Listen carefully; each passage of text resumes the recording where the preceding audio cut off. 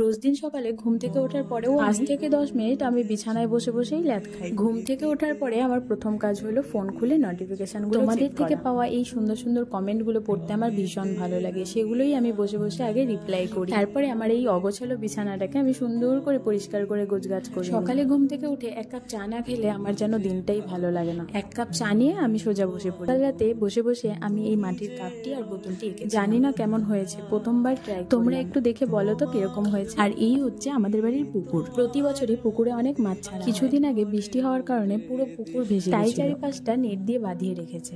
আচ্ছা, তোমাদের কার কার বাড়িতে পুকুর আছে অবশ্যই আমাকে জানিও। পুকুরের চারিপাশে না অনেক রকমের ফুল গাছ। আমিও ওখান থেকে কয়েকটা ফুল নিয়ে সোজা চলে আসি। তাড়াতাড়ি স্নান করে পুজো দিতে হবে। বাড়িতে যদি এত রকমের এত সুন্দর সুন্দর ফুল থাকে তাহলে পুজো দিতে কারই না। আজ কিন্তু বাইরে প্রচন্ড রোদ ছিল। এইদিকে দেখো মা সোয়েন্দ্রি খাওয়া দাওয়া ঘুম কিছু না করে শুধু ওকে নিয়ে খেলো, তাহলে ওর বেশ। তাড়াতাড়ি করে আমি স্নান করে চলে আসি পুজো। তুলসী পাতা তুলে নিয়ে তুলসী থানে জল ঢেলে প্রণাম করি। আজকের এই মিনি ব্লগটি তোমাদের কেমন লেগেছে অবশ্যই জানিয়ে যেও। দেখা হচ্ছে নেক্সট ব্লগে। ততক্ষণের জন্য সবাই ভালো থেকো, সুস্থ থেকো, টাটা, বাই।